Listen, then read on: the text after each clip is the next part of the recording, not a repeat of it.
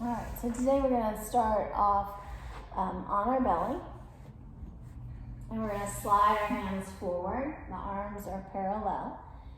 Keeping that left arm just as it is, I'm just going to bring my right hand beside me and roll onto my left side. So my left hand is flat right now. I'm going to flex my feet.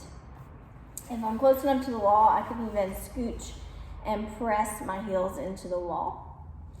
And then you can let your head rest on your left arm, or you can take your left hand behind your left ear and prop your head up. Now you're going to get the most strength out of this pose if your feet are not touching the wall, and if the left elbow, left shoulder, left hip, left knee, and left ankles all line up. Press the whole left side of your body. So this is another pose to help strengthen these outer hip muscles. And this pose also strengthens the core because it challenges our core muscles.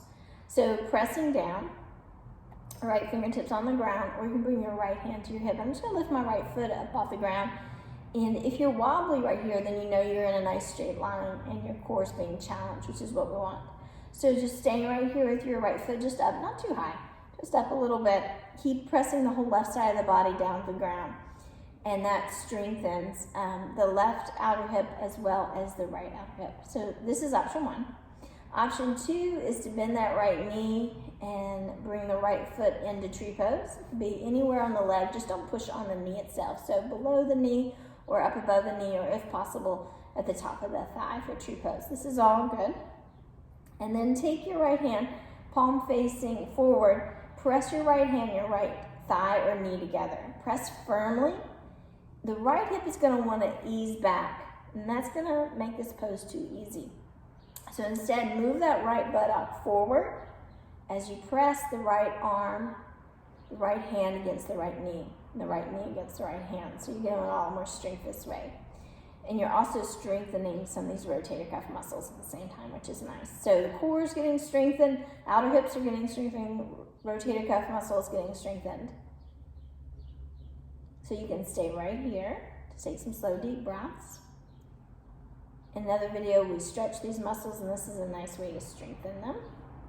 I like to do the strengthening first and then end with a nice stretch. Option three is to stretch the right heel up into the air, and you can just slide your right hand as far up the leg as you can.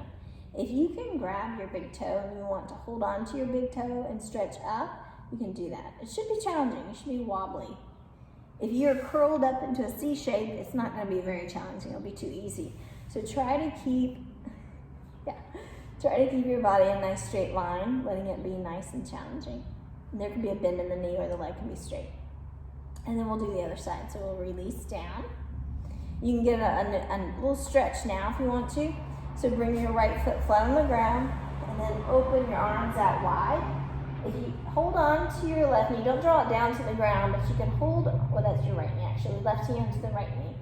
Your hand can touch your knee, your shin, or your ankle. Try to lift your knee up toward the ceiling to give you a really nice stretch. My right arm is opened out to the side. I'm just looking up. Slow, steady breathing. And then we're going to do the other side. So we're going to roll onto the belly. Stretch your arms out. Arms are parallel. Keep the right hand flat on the ground and roll onto your right side. So this right now is a great stretch for that right shoulder, but it could be too much. So you can take that outside of the armpit and try to press it down to the ground to really open those shoulders up. Then if it's comfortable, bring your right hand to the back of your ear and just prop your head up so that you look like Cleopatra. Now if this is uncomfortable to your shoulder, don't suffer through it. Instead, let your right arm reach forward, and then you want to support your head. So if you need a blanket under your head so your head isn't too low, put a blanket, a pillow under your head so it's comfortable. So if you need to do that for your shoulder, you're going to do that. Otherwise, stretch that right elbow forward, getting the right armpit as close to the ground as you can. Lift the left leg up, flex the feet. Pausing here, feeling that nice stretch. It should be wobbly. Left finger's on the ground or left hand on your leg. Option 2 is you can move on to tree pose for a little while, touching the inner thigh or knee, pressing the hand really firmly against the knee, and pressing the knee firmly against the hand. Now this left buttock needs to move forward. It wants to rock backwards and take you out of the stretch, out of the strengthening of these outer hip muscles, but move this left buttocks forward.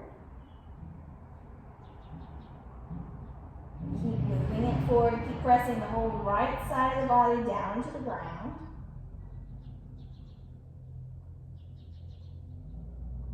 And then your third option is to start stretching that left foot up into the air. You can put your left hand anywhere along the leg, or you could even grab that big toe. Keep pressing the whole right side of the body against the ground, pressing the left foot out forward. Again, if you're wobbly, that's a good sign. It means you're in a straight line.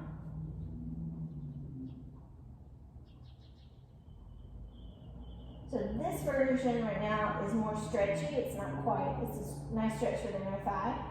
It strengthens the core muscles, but it's not as strengthening as the outer hip muscle. So make sure that you do the tree version for a nice little while. And then the last thing we'll do is that stretch. So left foot's flat on the ground, rolling into your back, opening your arms wide, and letting that left knee point up. Your right hand can touch your knee. Don't drag it down to the floor. Sort of push it away from you instead. Or your right hand can hold on to your shin, your ankle, or ankle. And the left hip probably is not going to touch the ground. You're just looking for a nice stretch in these muscles right here. Make sure you always end with a good relaxation. Thanks for practicing with me today.